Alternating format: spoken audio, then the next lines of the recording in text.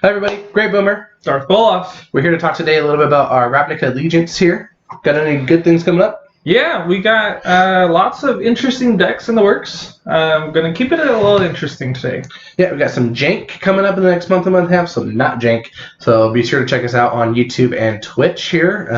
Some things going to be changing next month and a half, 2 months. Mm-hmm. Soon you'll be able to order stuff from our merchandise store. Yeah. When you watch us on Twitch, you can order our merchandise on there. Yep, you can go there. Also, we will link in this video at the bottom our Cardboard Cantrips website. You can check out articles written by Darth Bolas and Great Boomer. You can also check out our merchandise store. I'll put the link to in the bottom. Just link. You can order yourself a phone case right now or a picture of our awesome, sweet Cardboard Cantrips logo. Yeah, I actually really enjoy that. I do too. I'm going to be getting one here in a couple days. It's going to be nice. Also, be sure to stay tuned. We're going to have giveaways and things. Come back and check us out. We have awesome stuff for you just to come watch us. We're nice people. Bunch of codes to give out. Cards, codes. You can order stuff from us, support us. Check out our awesome videos. We're going to be having some people, some Magic professionals, hopefully show up soon. Hopefully. Some Magic not professionals. We should make it more of celebrities. Right. Appearing on us. So we're getting that in the works here.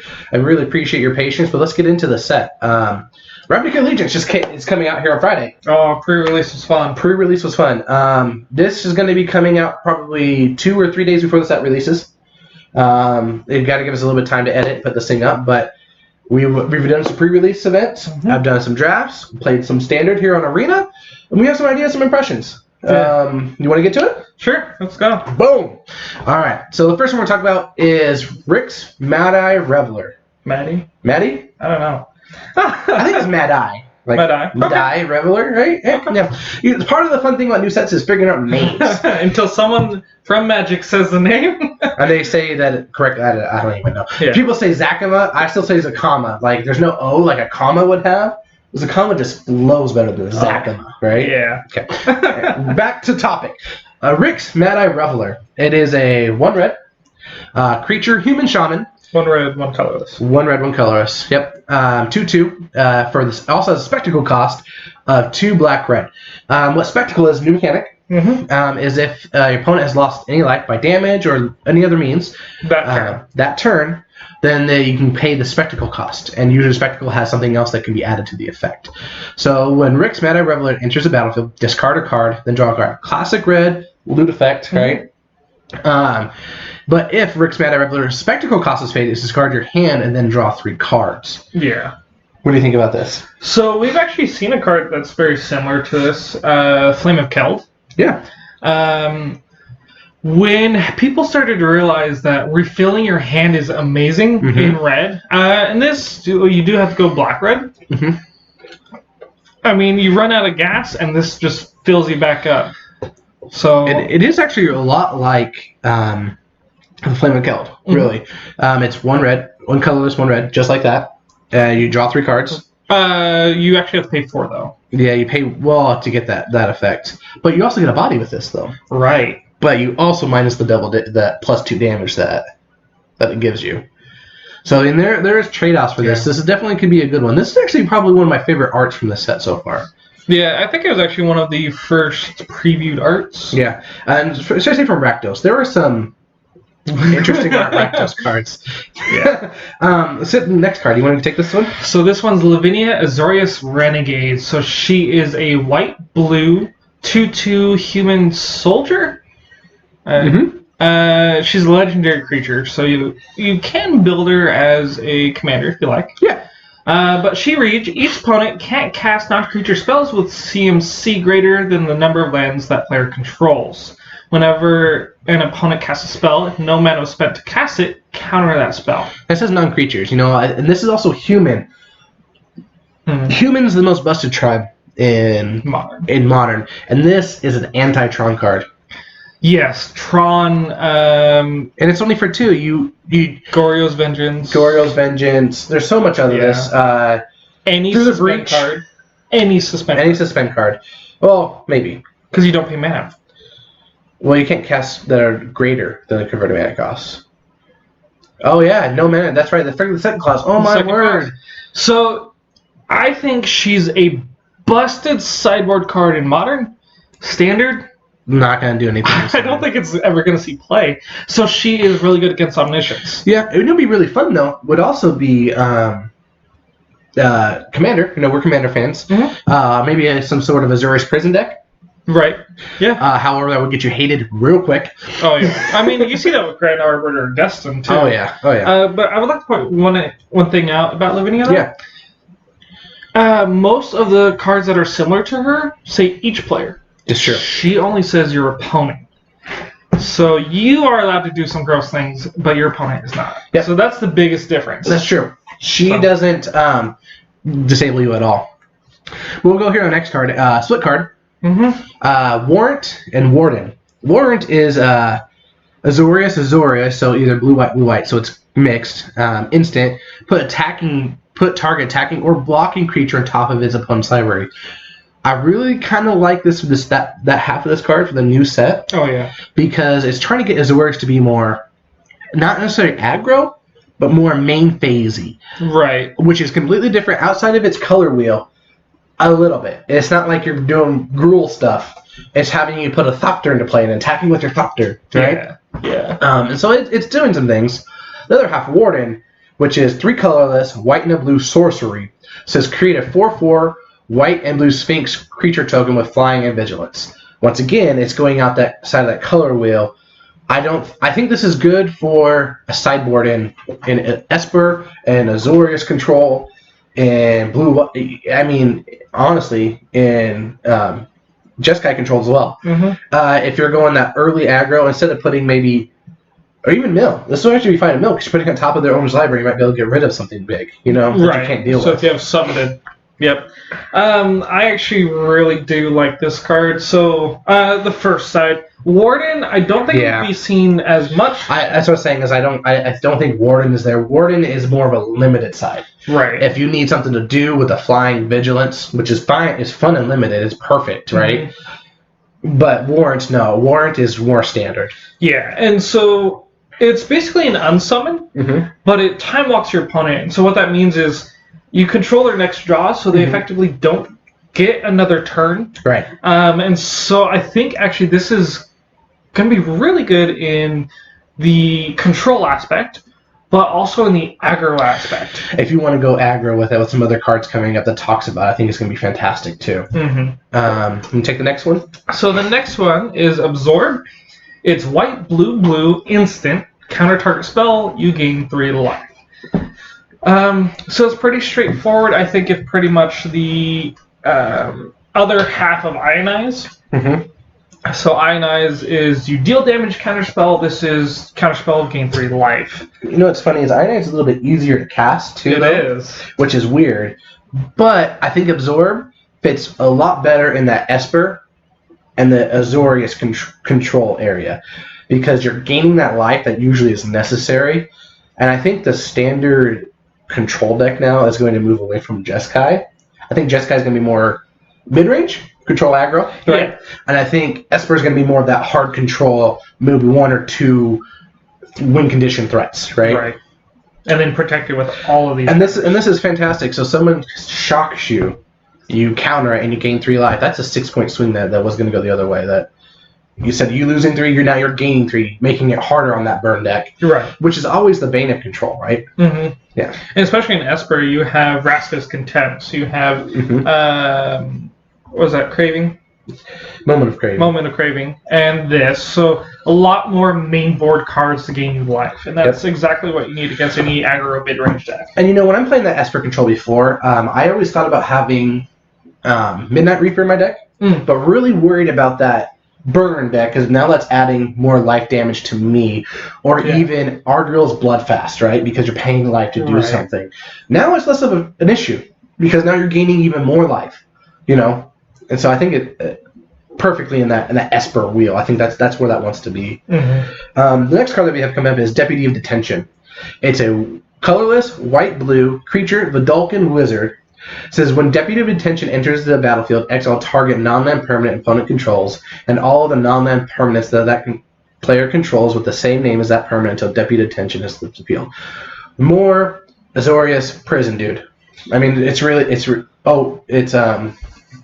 What's the older card I'm thinking of? Detention Sphere. It is Detention Sphere on a stick, right? Yeah.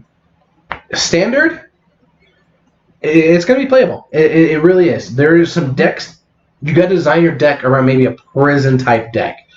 Maybe an Esper Prison, Azorius Prison Control, right? And then that's where you'll want to be in this kind of deck.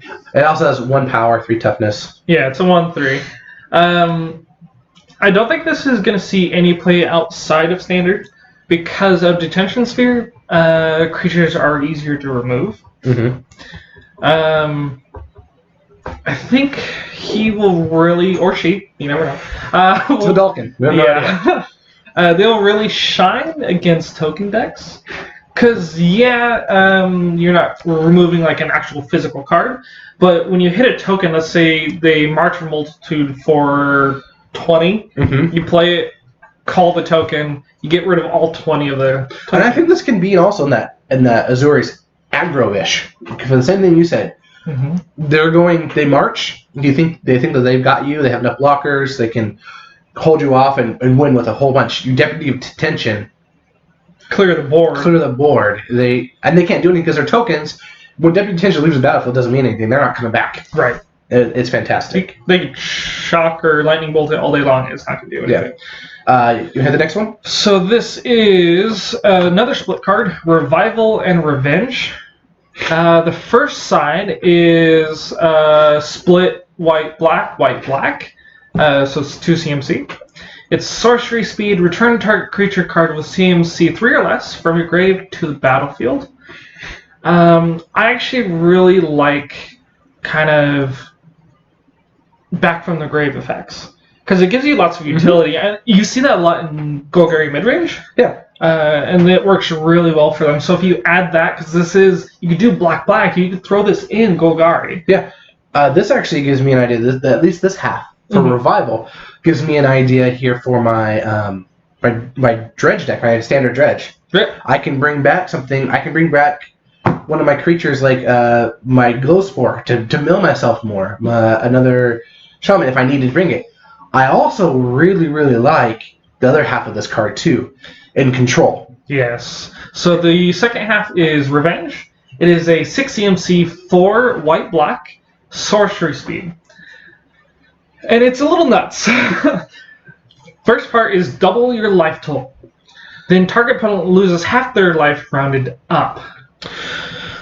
This is crazy. I love this card. This Orzhov right now really makes me want to bring back Rampaging Ferocidon. Is that the one? Yeah. That says you can't gain life. This gets around it. This doesn't gain life. It just says double. Okay.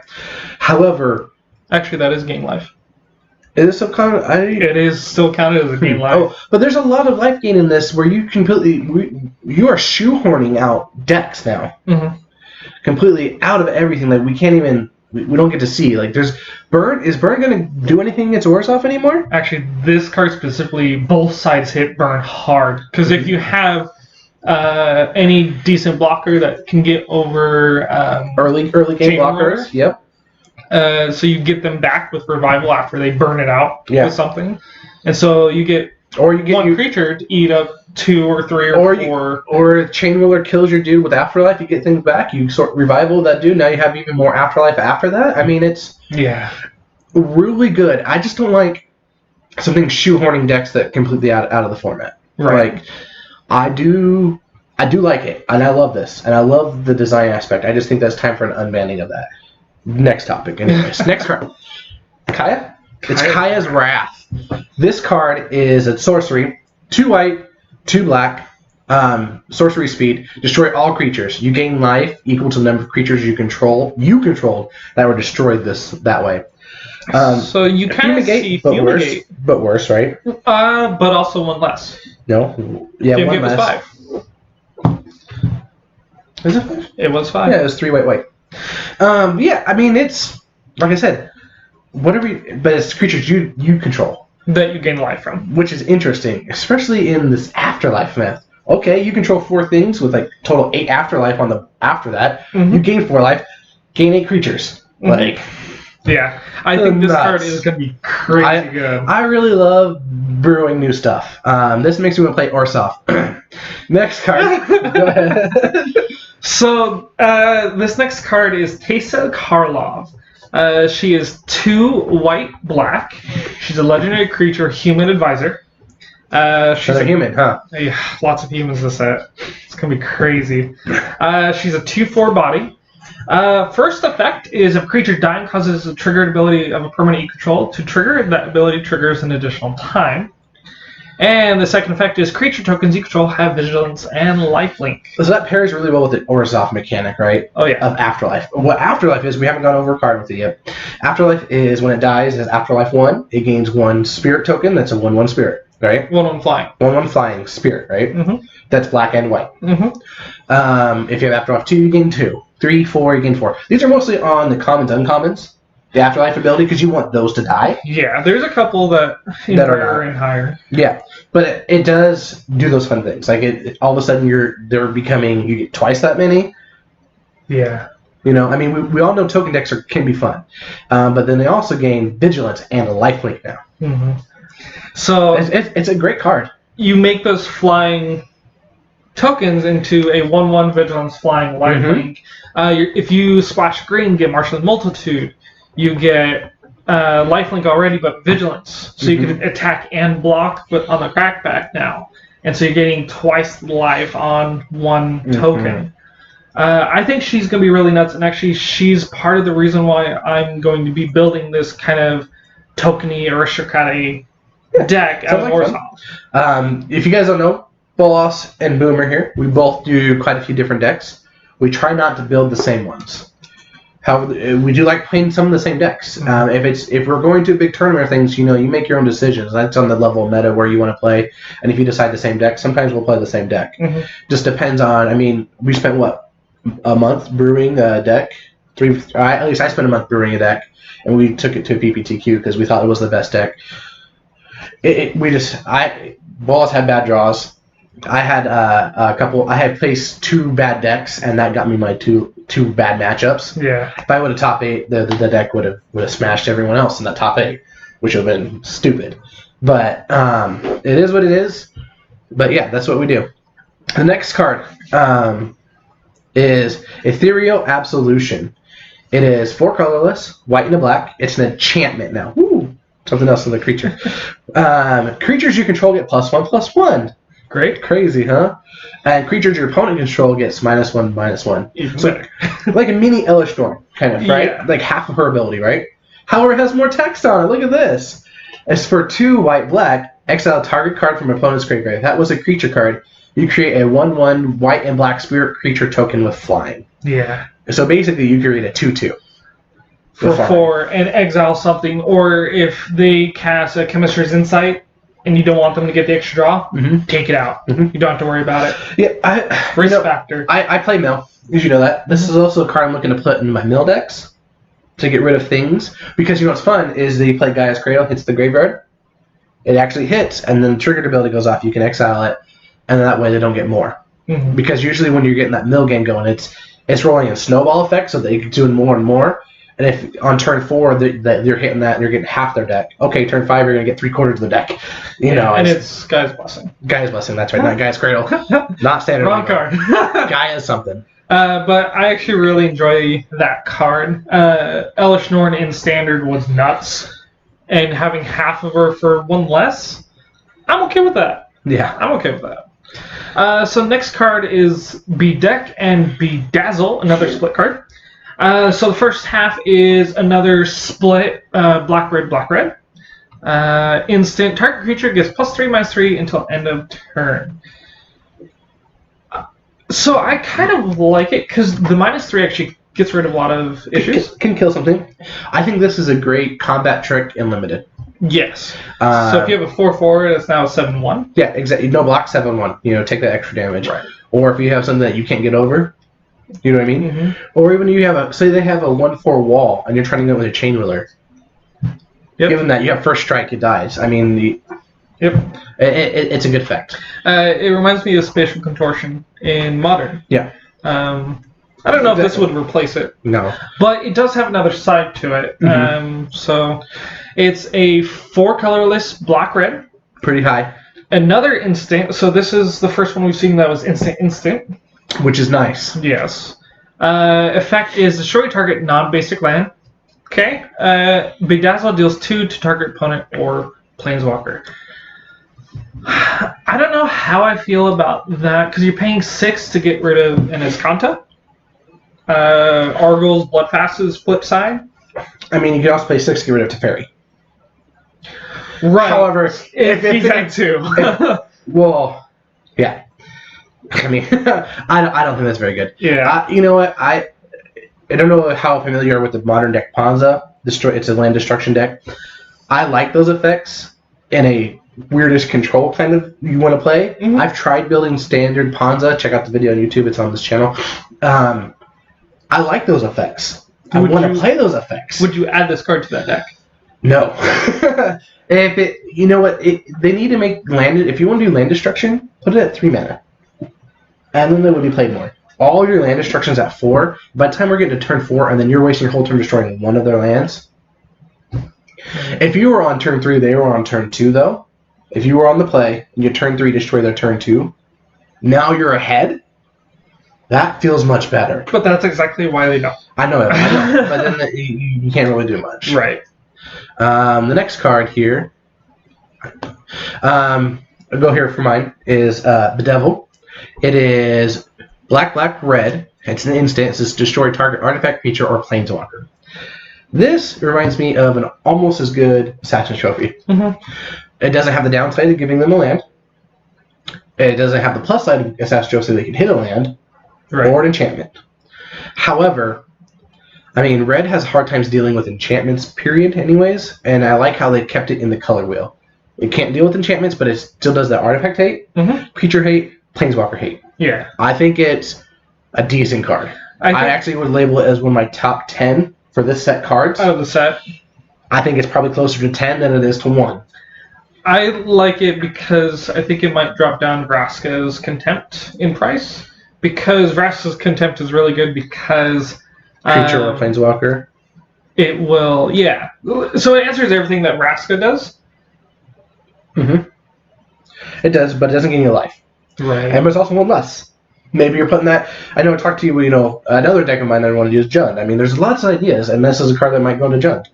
You know what I mean? As more removal. Cheaper removal than Vraska's Contempt, right? Cheaper removal than Ravnica Chupacabra, right? So, I mean, it has plus. The next one here... So we have another creature, Judith the Scourge Diva.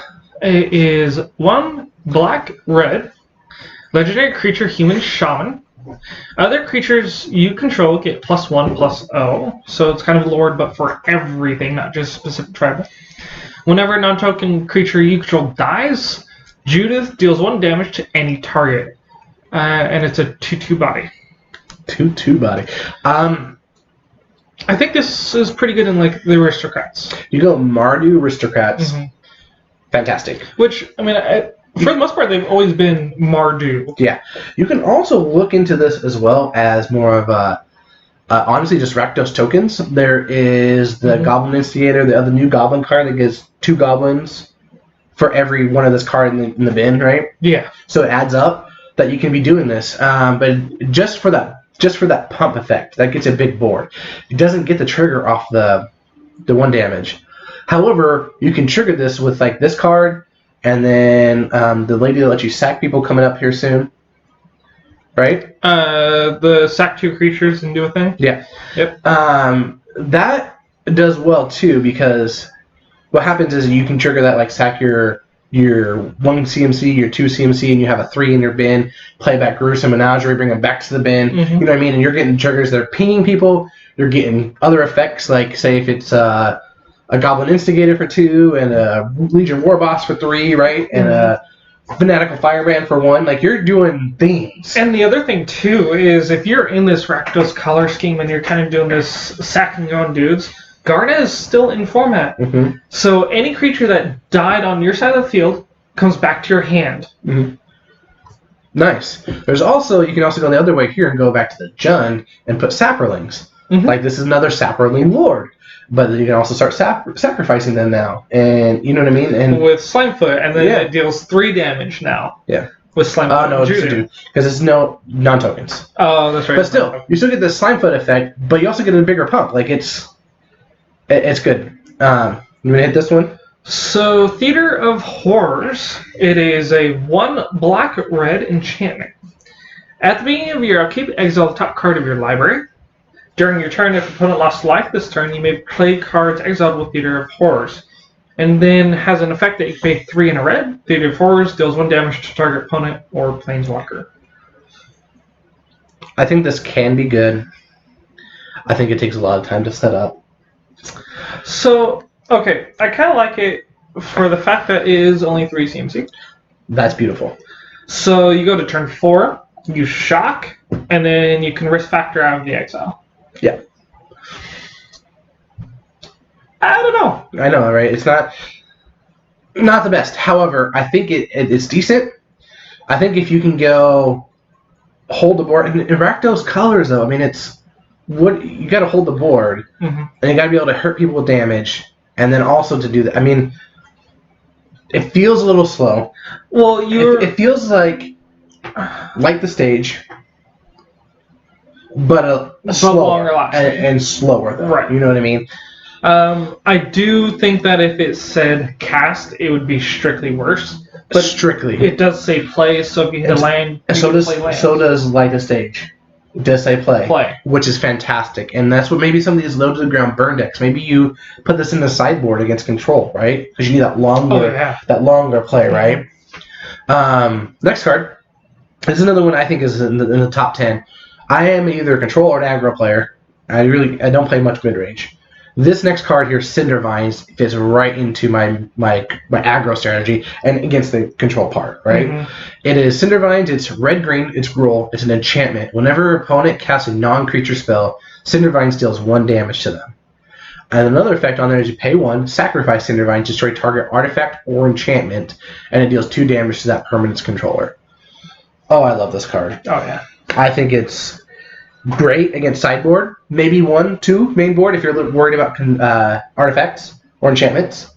You know what I mean? Especially in your creature deck, like an Ixalan's Binding ruins you. This hurts them. You ping a 1 to play it. They play it. You shoot it. They took 3 damage to play a spell that it doesn't do anything. Yep. I big fan.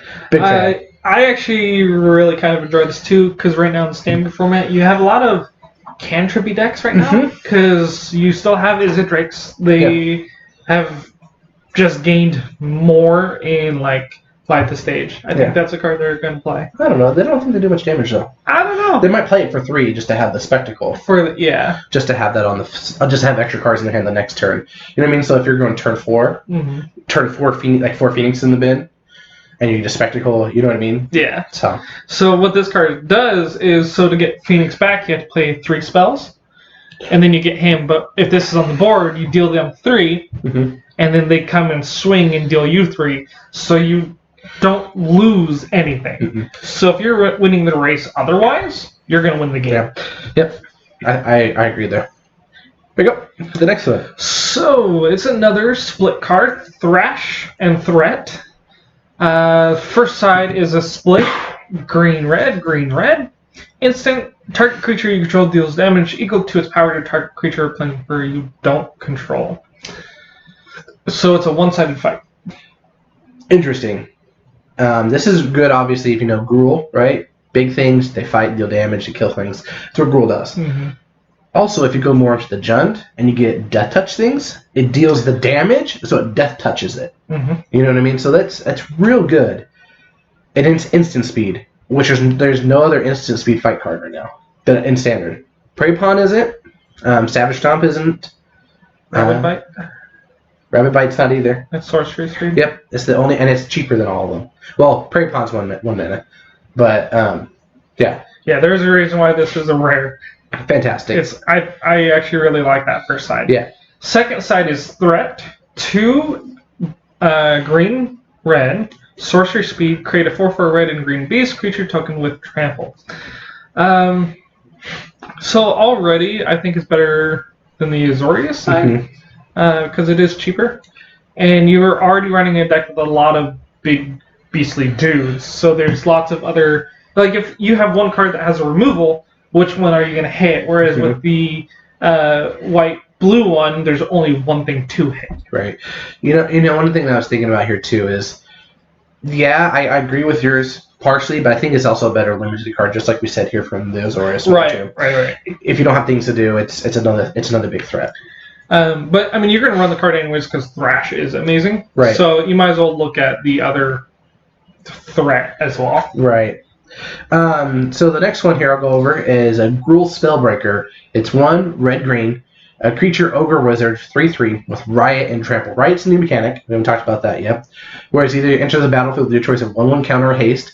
And the reason why it's actually written that way is so there's no trigger on the stack. They specifically mentioned that because they don't want you to say like, oh, I have all these triggers now. We ran into this at our pre-release event where if you have multiple things on the stack or you're making multiple copies, so that way you can't choose like, this one's, I want all these to have haste now because it's lethal, right? Because I got 5 copies of it because I did some crazy broken things. Yeah. No, you only have 1 now. You have to choose when it comes in, what you want it to have. That's not the best part. And 3/3 with haste is fantastic for 3. Yep. 4/4 with trample. With trample, fantastic. It's haste and trample.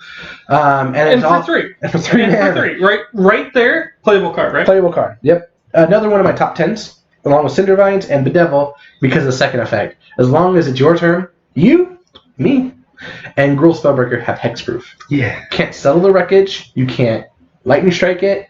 You can't do anything to it. You can't freaking seal away it. Nothing. It's hitting you, and that's what you need for this like Gruul aggro. Like this is the card they needed for that. Trample is a little overboard, but I love you, whoever put that in. I kind of get the feeling that he'll never really be a 3/3 because there's too many 3 damage spells out there. You know what? I know we've talked about that. I've talked about my decks, and I don't want to break it and spoil it, but there's decks here that I play that I want him to 3/3. And with that haste and trample. So I mean, it doesn't always come up. Trust me, it's not like it's guaranteed. But yeah. You want to get the next one here? So this one is Nakia of the Old Ways. She's a 3 green-red legendary creature, centaur something druid, probably centaur druid. It cuts off on here. Sorry, guys. She's a 5/5 body. Her effects are you can't cast non-creature spells. So just like Nullhide. Yeah, we've seen effects like this. There's a couple other ones too that do that. Whenever you tap land for mana, add 1 mana of any type that land produced. So she's a mana doubler. So I'm really kind of liking how this is kind of going because you have the uncommon enchantment that untaps your lands. You have Wayward Sawtooth to play more lands, and then you have Nakia that doubles your lands. Oh, this is gonna go crazy. If I have my choice, I prefer aggro most of the time, and I like aggro creatures. I don't want to play that card in standard. It's 5 CMC to get out is why. Yes. I mean, if I can play this on turn 3, good. But if I'm playing it on turn 3, I am ramping with creatures. Like Llanowar and that, and then it's not doing much. Yep. Commander, this is actually a goal of mine to play this in Commander. Would you do this or Rada? Or who? Rada. So when she attacks and all your dues, you produce mana. Yeah, no. Warlord, yeah, no. I was thinking that. I was pretty sure that's who you were mentioning. The Warlord Aid, no. She's in that deck. Oh, She'd be in that. She would be in that deck if I was running this in Standard too, Nakia. But no way. Yeah, no way. So the downside though is you can't cast non-creature spells, and that's most of the payoffs when you double your mana. Yeah, if I put this into like my Jund deck and my Golgari Dredge deck and make it Jund to splash this, you know what? That might actually play in that deck because that deck I have 2 non-creature spells. Right. And that's 2 lilies to dredge more. Like that's it. So it actually was mostly only creatures for the creature removal because you needed that with the Undergrowth mechanic and things. That one I could see putting that in there to double it later. I could pull a big Lolith Giant on turn 4 for, from 10 to you phase. But I don't think it's very standard playable. Next card I'm going to talk about I think is very standard playable, and it's actually I think going to be one of the best cards in the set too. Oh yeah. I keep hitting all mine. This is Biomancer's Familiar. It is a 2/2 for green-blue creature mutant. I love the Simic creature types, though, by the way. I'm like 3 different creatures in one. I'm a fan of this. I'm a fan of this. All right, the activated abilities of creatures you control cost 2 less to activate. Training grounds. Yep. Right. This effect can't reduce the amount of mana its abilities cost to activate less than 1. So no matter what, you're at least paying 1, which is fine. And it says tap Biomancer's Familiar. Next time the target creature adapts its turn, it adapts as though it had no 1/1 counters on it. So if you know the new mechanic for Simic is adapt. And adapt is you pay a certain mana, and it gains a certain adapt 2, pay 2, or pay 3, or however they word it. I forget how they. I think it's 1 more than it. So you have like one creature. He's a 1/1 flying dude who his adapt is 7 and a blue. Yeah. And he adapts for 4. And adds 4 +1/+1 counters. And you can only do that if it had no counters on it. Right. And so that's where that second effect comes in. Because he goes, next time they would, if he already adapted, he could adapt again and gain 4 more. Right. So, honestly, though, that first part, the second part, whatever. Mm-hmm. It can be useful, it could be interesting, but it's that first part. Yeah, the first part. Yeah, exactly. So if you're just paying 1 mana to adapt 3, I mean, you're getting your 3 1/1 counters. I mean, for 1 mana. And there's other cards in here. We'll go to the next one. The reason why this really matters, you can go and hit this next one. So there's Simic Ascendancy. It's a green-blue. It has an activated. It's an enchantment. Activated, you can pay 1 green-blue, put a 1/1 counter target creature you control, which is cool, sure. But this is one of those alternate win conditions. Whenever 1 or more 1/1 counters are put on a creature you control, put that many growth counters on Simic Ascendancy. And at the beginning of your upkeep, if Simic Ascendancy has 20 or more growth counters on it, you win the game. So when you do that plus the mutant, you can start adding lots of counters really quickly. Tons of. Yep. Also, if you do this like in a Merfolk deck, where some Merfolks are like tap 3 Merfolk, 5 Merfolk, add a counter to everything you have, so that's 5 counters. You add 5 +1s on here, and it starts getting broken. You could also go ban, do Shalai, pay 6. Sorry, with the mutant, pay 4. Yep. All of your creatures get 1/1 counters. Crazy good. Hey, you know what's in Bant? March of the Multitude. Yeah, that's true.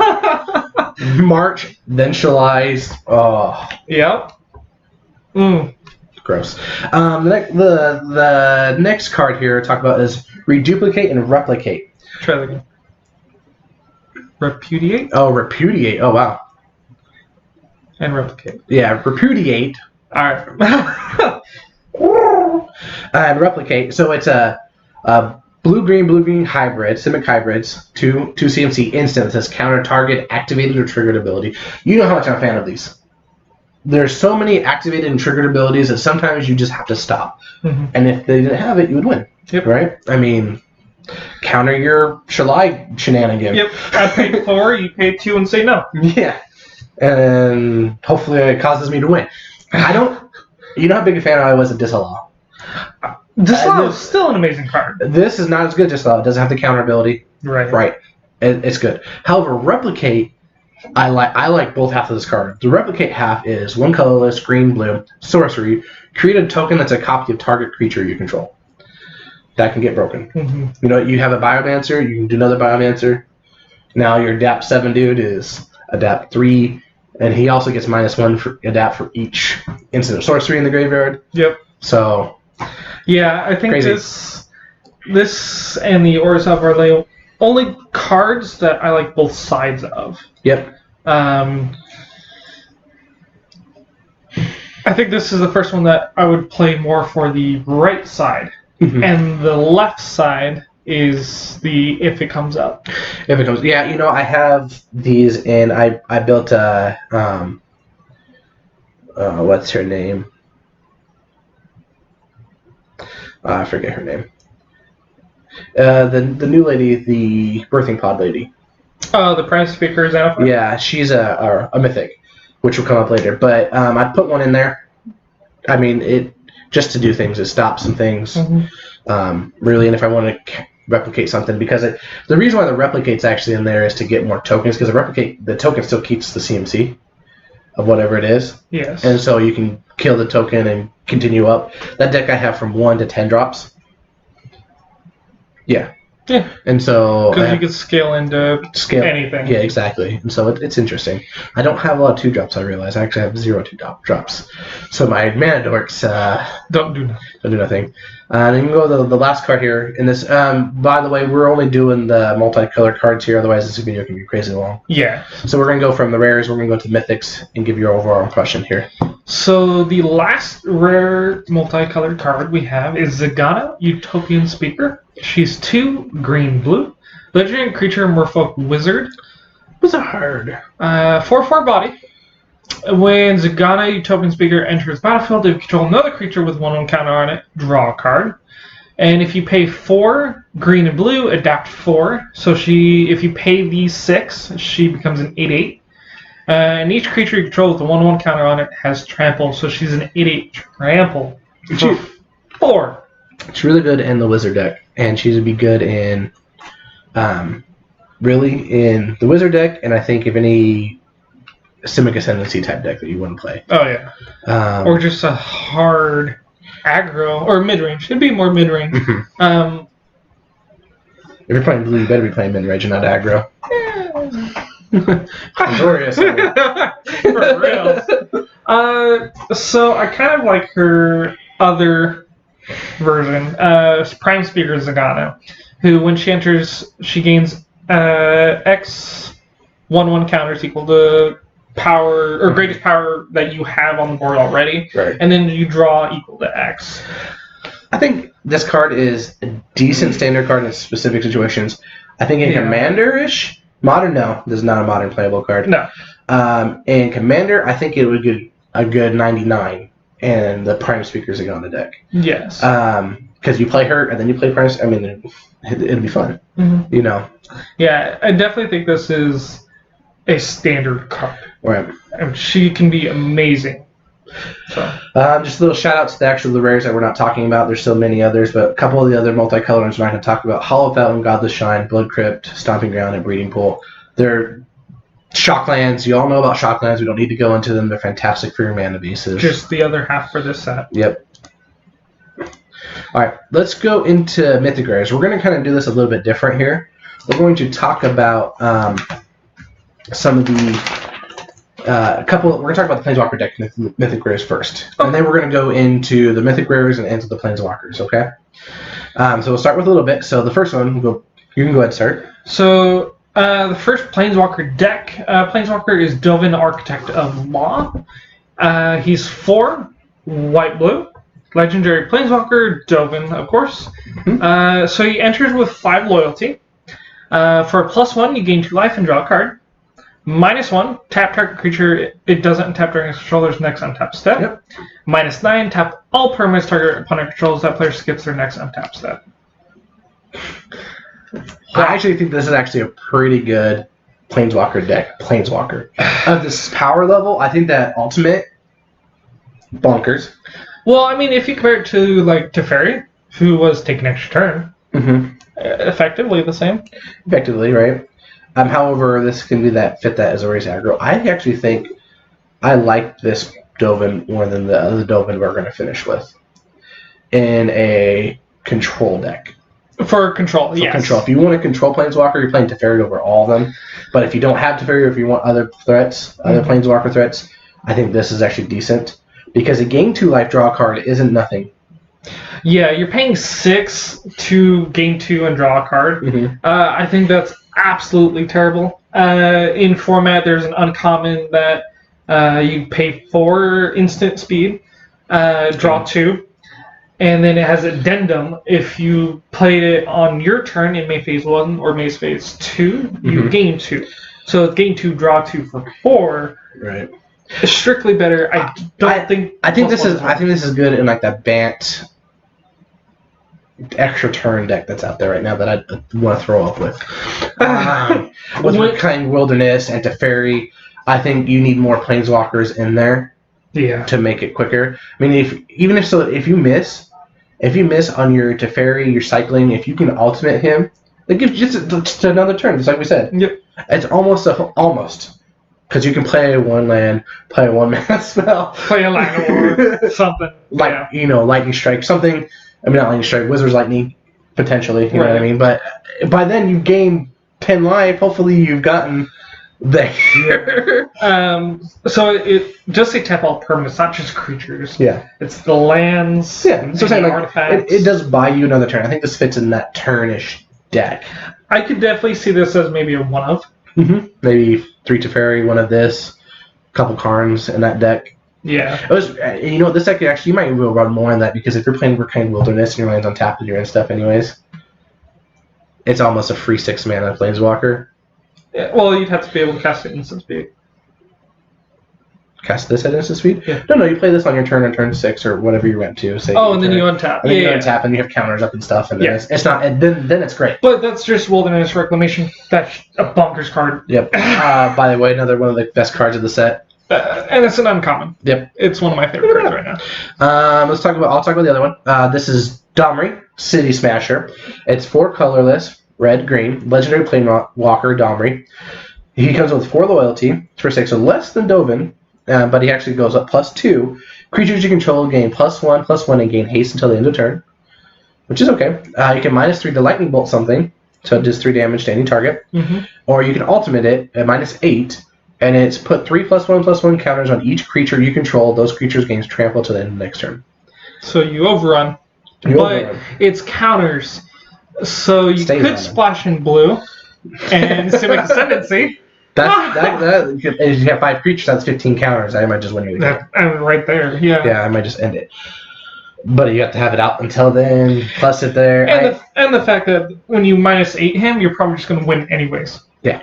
I think this is the perfect Planeswalker deck. Planeswalker, it fits the mold, it fits that. Mm-hmm. It's not that good. The +1/+1 and haste, okay, but you're probably playing this on your turn 6 and not a creature. Right. Your turn 7 creature, give a haste to.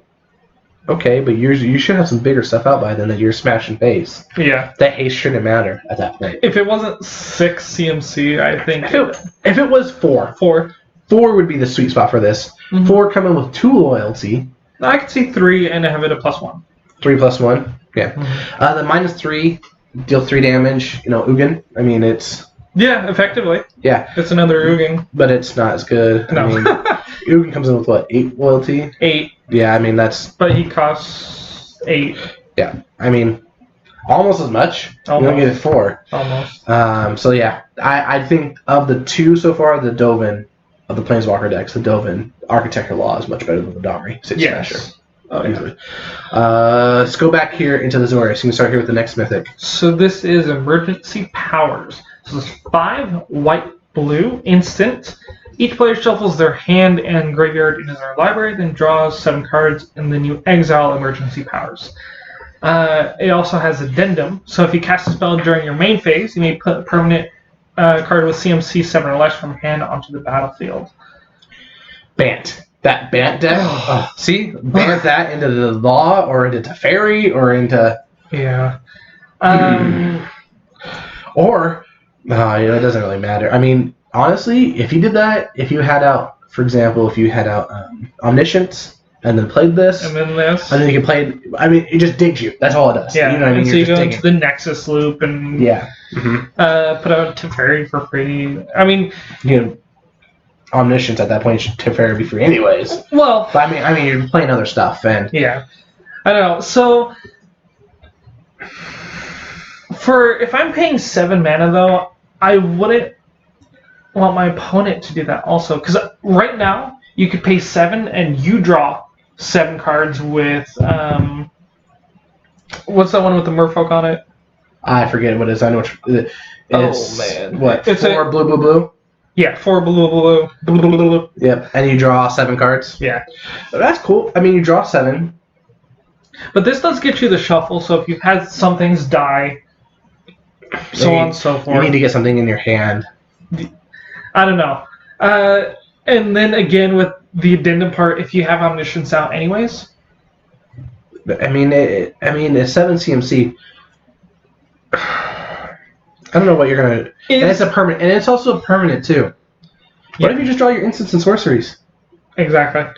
You put down your land you drew. There's my island. Yeah, you pay 7 to play a land for free. Does they play? Cast. Can't even do that. Man. I don't think this is a good Mythic. Don't get me wrong. If you're playing that Bant deck, anything's different in that Bant deck. I'm sorry, because that Wilderness Reclamation makes everything different. You're gonna play this main phase. You're gonna you can main phase as play Wilderness. Free. You know what I mean? And then untap. And play another one. And now you have 6 more cards in your hand. What do you got? Counters for days. Hopefully a Reliquary Tower. Well, 6 cards. Because you only need to draw 7. Oh, that's right, because it shuffles hand. So you'll be good. But still, I mean, that's great. Go here to the next one. I'm going to read this one. This is one that's not on my list of best cards. Kaya, Orzhov Usurper. It's 1 white, black. We kind of talked about this in our quick takes here video, but it's a legendary Planeswalker Kaya. It says +1, which comes with 3 loyalty, +1, exile up to 2 target creatures from a single graveyard. You gain 2 life if at least 1 creature card is exiled this way. -1, exile target non-land permanent with converted mana cost 1 or less. -5, Kaya, Orzhov Usurper deals damage to target player equal to the number of cards that player owns in exile. You gain that much life. I'm going to play negative Nancy on this card. I love this card. This card's crap. Don't get me wrong. Any card can be great if you build around it. Right. And this card, I think, is only good in any situations if you build around it. And for a Mythic, that's not what I'm looking for in a Mythic. I want to play a Mythic that's going to make my deck better just because it's there. And I don't have to build around it. It can be an extra, do its own thing. Okay. I mean, for example, let's put this here. If I'm doing like my Dredge deck that you guys have seen, and I have Carnage Tyrant in there. Carnage Tyrant in there, it doesn't do anything to Dredge. It is just a good, uncounterable, big beat dude. Right. That have a hard time getting rid of. Now, if I'm doing, I don't know, my Esper Control, I'm hoping to gain life if I killed your creatures, or if I counter them.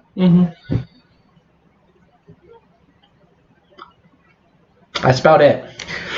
Hoping and praying for 2 life is not a good place to be in control. That's my point on it. You can go ahead and take it from here. So I'm actually not thinking of this as a control planeswalker. I kind of want to do like a mid-range style. You already have some exile effects, and then a lot of people are running the jump start. So they're exiling some of their own stuff also. But mostly this is going to be like a lava axe out of nowhere at best. I'm not counting on an amazing 10 damage and 10 life gain out of nowhere. I'm picturing more, I hit you a lot, I deal 5, and I gain 5, and now we're sitting here, you're maybe at 3, and I've got all these 1/1 flyers that you either try to answer, and if you do, maybe I'll get some of my other creatures to afterlife into the rest of the damage. So I think it's just a good way to close out some of that damage that I might be lacking in. Yeah, I can see that, but I also was thinking, like I said, we talked about this a little bit. If you build a prison deck, if you have like your Seal Away, if you have your Exil's Bindings, the Grand Arbiter dude, the Vidalcan Deputy of Detention. Deputy of Detention. You have those type of effects. I think this deck can be good. Like I said, it has to be built around. If you built around it, it probably can be good. Like I said, but I just feel like it's just as a Mythic, it's not a make my deck better just because it's in here. We'll find out. Okay. We don't know. We could be wrong. Yeah. Haven't actually pulled one yet. No. Go ahead and go to the next one, which we got a couple of. So the next one is Seraph of the Scales. It is a 2 white-black creature angel. She's a 4/3 body, flying. Seraph of the Scales gains vigilance until end of turn if you pay a white. And then she gains death touch until end of turn if you pay a black. Then she has afterlife too. So if you can answer her, I still get 2 1/1 bodies out of it. So I'm going to be running this card anyways. Yeah. It's a good card. I don't feel like it's a Mythic. You don't have that feeling that it makes your deck better. It's Mythic. It shouldn't be worth that Mythic slot. No, she doesn't match up to Aurelia. She doesn't match up to Lyra. I think they need to take this out, put this as an uncommon, Or maybe a rare. I could say rare. I could and put Reclamation, Wilderness Reclamation. Because that is broken. I mean, like, if you're playing broken things, it needs to be that Mythic level. Mm-hmm. Like, it doesn't need to be an uncommon. I mean, great, we have a store. I'll happily pull all those uncommons and selling them to you for $10 a piece. But I'd rather have that than sell you $1 Mythic. Like, right. Because of how often those come in. I mean, she's about $7 right now. Yeah. She's decent. She fits that Orzhov, like you said, the Aristocrat deck, and she fits that real well. Mm-hmm. And I think that's great because she either can block real well, attack real well, or both. Because of Vigilance and the Death Touch. Mm-hmm. A lot of people are going to try Mardu Angels. Angels are, and I'm gonna try it too. I really love the synergy between Lyra, Resplendent, Aurelia, and now Seraph of the Scales. Like, you actually have a straight up angel deck, splashing maybe a 1-slot and a 2-slot card. Yeah. She's not a Mythic. No. That's the downside. I think she's a really good card, and there's other angels too in right now, especially when this set came out, that you can just splash in there. I think. Angels are good. You can go check out Flight of the Valkyrie video on this channel here. Boros Angels. We're going to be turning that into Mardu Angels here soon. It's going to be fun. I agree. Don't think it's with Mythic. No. All right, the next one we got is Rakdos, the Showstopper. 4 colorless, black-red, legendary creature, demon. Flying Trample. When Rakdos, the Showstopper, enters a battlefield, flip a coin for each creature that isn't a demon, devil, or an imp. Destroy each creature whose coin comes up tails. Interesting that it specifies tails. Yeah, most of the time you choose, but this one says tails. I think they made that for make it quicker. Flip, flip, flip. Instead of flip heads. Flip head. You know what I mean? Yeah. I think they did that for play speed. Because there could be. I wonder how this works in Arena. I haven't played that against that yet. Oh, yes, I have. It just my creatures just died. Really? Died, yeah. Okay, anyways. 6/6 body. I don't like this. I mean, I think it's a cute card. Okay, so I think Rakdos, the picture, fantastic, sweet looking picture. Yes. That's what I picture when I see Rakdos. Not Skewer the Critics. I have a problem. I love the card, Skewer the Critics. I hate the art. I mean, artist, you drew a good picture. I just don't think it fits. The style like the Rakdos. carnival, the show, the showstopper. I mean, it. I like the stage. It actually looks sweet because there's a little like not impish, like lizard type creatures breathing fire. And I like that. That was cool. You could have totally done something with that, but the names all fit too. It's just some of the pictures. I think Rakdos is showstopper. That looks like a show-stopping demon. Like it, right. Big beefy dude. I'm here. 6/6 body, flying trample. I don't like it. So okay, most of the time when you have flying, you don't have any other evasion. Right. He does. Trample is another way that damage gets through. So you have to have 6 power on board to be able to not take damage, and all 6 of that power has to be flying. I mean, you have Doom Whisper, who isn't big enough, right? Yeah, there's the other demon. There's the demon of Catastrophe, which costs 4. You sack a dude, which fits more the Aristocrats deck, and it's a 6/6. Yeah. This could be a semi-board wipe. Problem is if you're not playing demons, imps, or devils, then it hits you too. Hits you too. And that we actually played in a 2-headed release. The opponent did play this. He actually got 2 copies of it. No, the other one didn't hit. He almost got 2 copies. With the mirror thing. We had a bunch of creatures on board. He killed one of ours. And 3 of theirs. All of theirs except for 1. Except for the demon, dude. He hit all their creatures. Mm-hmm. Yeah. I mean, it's all in the luck. I think playing him in a tribal deck is good. I think if you want to play a commander and play a coin flip deck as a fun deck to play, that's your commander. Your chaos, coin flip beat, I don't know what's going to happen deck. I love it. Yeah. Standard, modern, anything. I mean, any of these cards can be commander playable. Commander is its own animal, and you're playing bigger CMC things. You're getting to turn 9 or 10 on fun. You're going competitive. You're getting turn 3 just like you are on modern. So, I mean, right. Take it for what it is. So next we have Captive Audience. It's 5 black-red enchantment.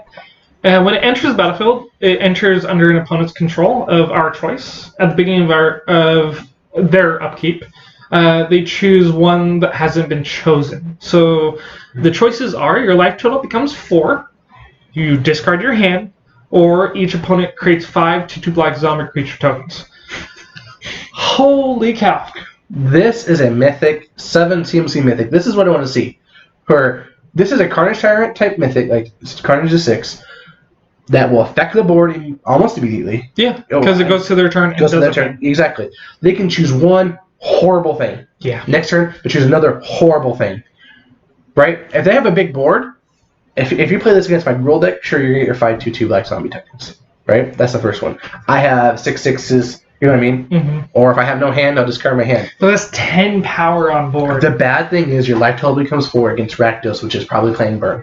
Yep.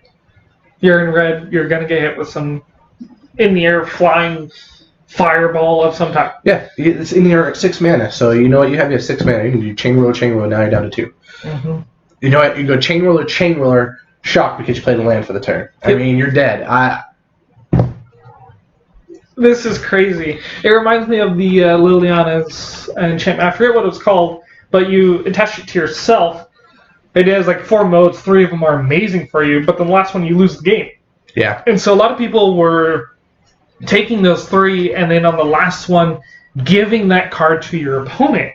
And so they had to choose to lose the game. Mm. So that's what this reminds me of, but it is strictly just for the opponent. And I'm glad for this card. I'm glad that they put in a little bit more enchantment removal for a lot of the colors. Not red. Yeah. All right. But if you're mono red and you get to turn 7, you're probably going to lose anyways. And you have 1 by then? Yeah. Well, I don't know. I mean, you could be playing Experimental Frenzy and trying to get there. June Chip Shot, blocking. Whole different beast. Next one here is Ravager Worm. This is a 3 colorless, red, green, creature worm, a 4/5. It comes with right, it's either +1/+1 or haste. And when it enters the battlefield, you can choose one. Either it fights a creature you don't control, or destroys target land with activated ability. That's not a mana ability. I think this is a limited bomb, worthy of a Mythic for limited. I think it's playable standard, great standard for Mythic. I don't think it really is. Talking to you about it, decent card. I pulled 2 in our 2-headed giant, and they were fantastic removal in 2-headed giant. Oh yeah. Playing at standard, 6 CMC for a 1v1 removal.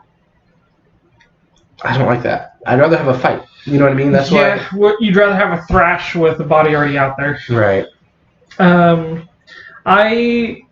I think it's good enough to see Gruul play. Honestly, I do. Because you do need either a big body or just that little bit of damage to push through. I can see that, but I don't know. I have one in my deck on here, my Gruul deck, and I don't. Yeah. But we can go ahead and go here to the one more here. So we have Prime Speaker Vanifar. We kind of mentioned her a little bit before. She is 2 green-blue. Legendary creature, elf, ooze, something else, I believe. Ooze Wizard. Ooze Wizard. She's almost end of it. We just saw that. Yeah, great. She's a 2/4. You can tap her to sack another creature. Search your library for a creature card with CMC equal to 1 plus the sacrifice creature CMC. Put that card onto the battlefield, then shuffle your library. Activate this ability only anytime you cast sorcery. So this... Birthing Pod without Fire Exceed mana? Yeah, this is actually really good. I don't like that it's sorcery speed. But it'd be broken. It would be You're going to go to combat, you're going to block my dude. All right, I'll sack it, get something bigger. You block something with your Lyra, now you don't gain the life. Yeah. I see why, for sure. I see other formats like Modern and stuff. I mean, this is Modern playable card. People are going to play it in Modern because Birthing Pod's banned, because Birthing Pod was broken. This is costs more. Well, it costs the same, costs 4, but you don't have the 5 Rexine mana, so you can't play it on 3. For extra mana, you choose to pay life or pay the color. Also with this, though, it doesn't cost to do the effect either. Right. Which is also good.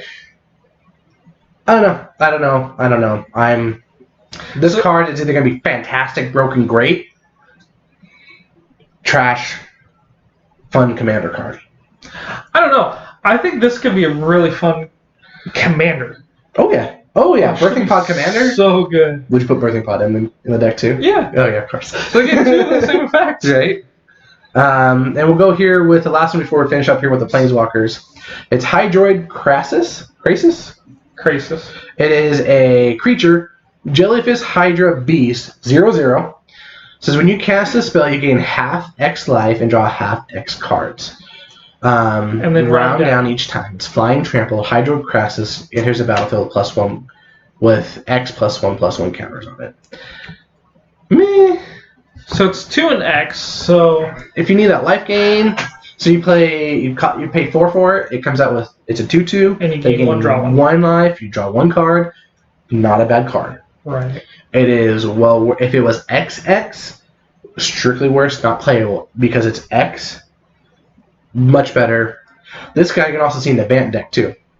The other is this could be an end card if you have like 15 mana out. You know, you're going through your turns. You don't have to parry. You don't have to have the other one. So you pay X13, and it becomes it's a 13/13. You draw 6 cards. Round down. You gain 6 life. Draw 6 cards. Pass it back to your opponent. You also ultimate your Dovin Bomb, the Grand Architect dude or whatever, and now they can't.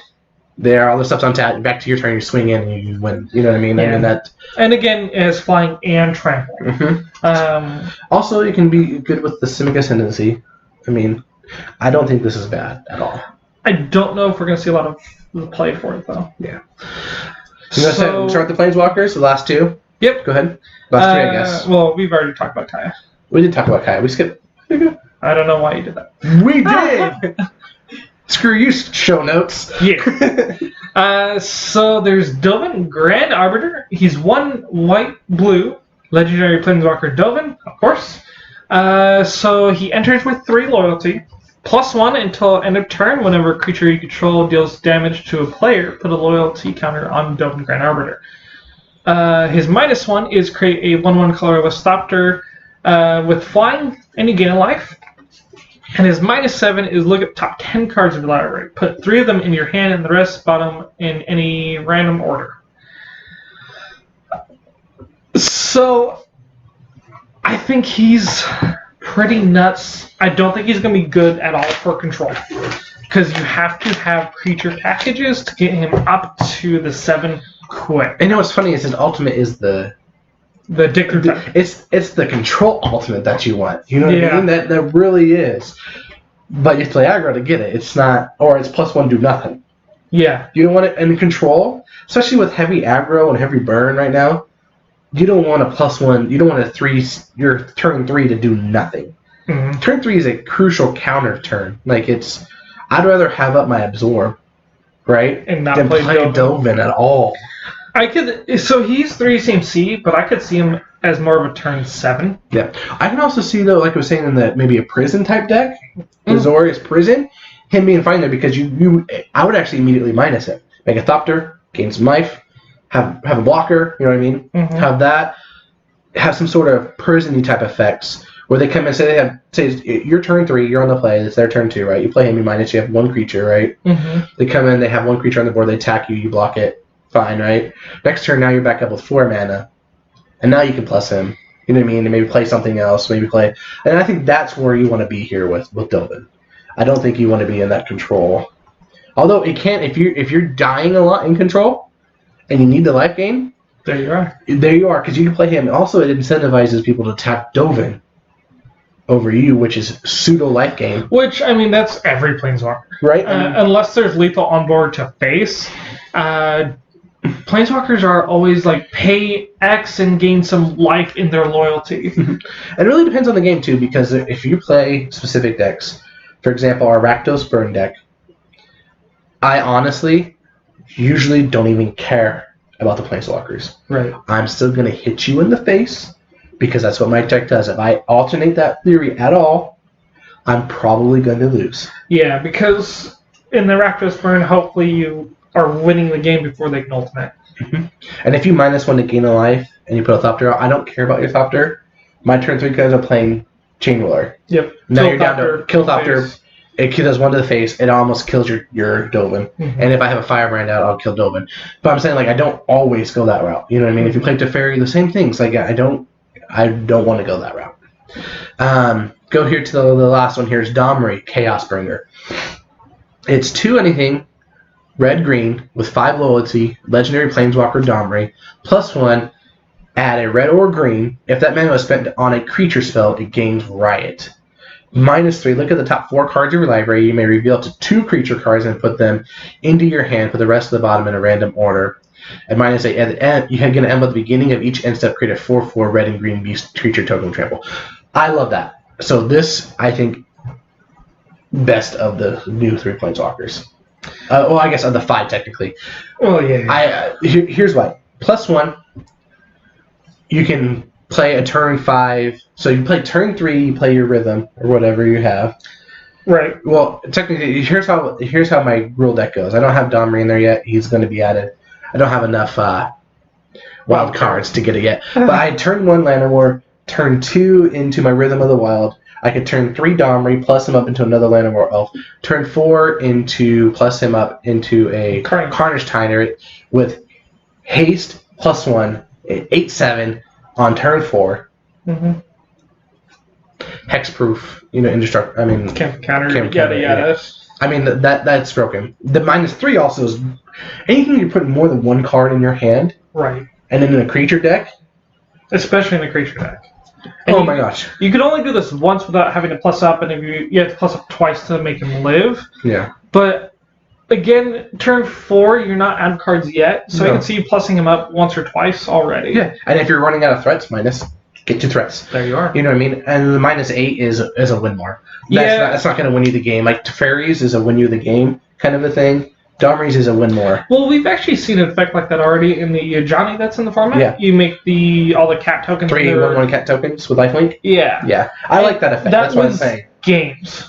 Oh yeah. I've seen that win games because you can't do anything about it. It's an emblem. You can't interact with it. You know what's fun is if you're playing Planeswalker War and you're racing a Teferi and you get this and you're able to get the ultimate off before he gets his Teferi off. Now they're wasting their almost all their exile on your token. Yep. Each turn, you're getting 2 tokens every time they get an exile. You know what I mean? That will win them. That will win you the game. And that actually forced them to mill themselves out quicker because you make 2, so you'll get in for 1. Or off of their natural draw, so you have to force themselves to draw some more. Yep. Which you're doing, and they're focusing on that rather than your lands, which is how that deck wins. Right. I think Domri, fantastic, great card. What do you think about the set? I love this set. All of my favorite color combinations were actually last set. I love Izzet. I love Boros. And when and Rakdos. So this one was yours. Yeah. Well, funny reason why all my cards are Rule and Rakdos cards. I wasn't really looking forward to much in this, but then I started to see what was coming out, and I was like, oh my gosh, this is probably even better than the last one. You know what? Wizards of the Coast is doing a really good job with your last sets that they're coming out. This and also the other Ravnica set, Guilds of Ravnica, I think are fantastic. I think Dominaria is fantastic. Oh yeah. And core set is a core set. There are things that they have to print there that are needed. Mm-hmm. I did not like the core set. I mean, I love the cards in it individually. Like, look, I love Crucible of Worlds. I hated pulling that as a mythic in a standard that sucks for it. Mm-hmm. Like, it was a good reprint. Yeah, of course. And I think, in like Scape Shift, great reprint. Yeah. But you don't play that standard. Yeah, that's what I'm saying. I love it and I hated it. Mm-hmm. So I think overall the set, out of 10, what do you think you'd give the set? Let's change this. So out of 10, on how do you think the set is going to change or affects the new upcoming standard? So affecting the standard, and that's going to be the scale. I think it's 100%. A 10? I think it's going to change standard 10? So much. Okay. So if you look at the previous threats, you had the mono red. Mm-hmm. You had Golgari, and any deck that has Teferi. Mm-hmm. So, we have an aggro planeswalker that affects Teferi. We have more life gain for the mono red. And then Golgari has basically its counterpart in the Orzhov, which exiles things out of the grave, so you can't get them back. So I think what it's going to end up doing is actually switching some of the top tier rounds. They're still going to be around, but I think they're going to have a hard time, so they're going to have to change it up. So So my rating, I'm going to give it an 8. How it's going to affect standard. I think that there's going to be a lot of changes, just like you said. Although I think that with good decks, like Mono Red, it's changing a couple things. I think still Mono Red is going to be really good. I think Bant Nexus was already a deck. It was Turbo Fog, right? It's still going to be there. It's just got better with Reclamation. You know what I mean? I'm just saying that I think that it is going to have a profound impact, but it's not going to change all the top tier things. It's going to keep it. I don't think it's 100% flipping it, but it's going to do a lot of changes. I think I give the set really an 8 out of 10. That's it for Cardboard Cantrips. I really appreciate you guys. I'm Great Boomer, and Bolas. And we'll see you next time.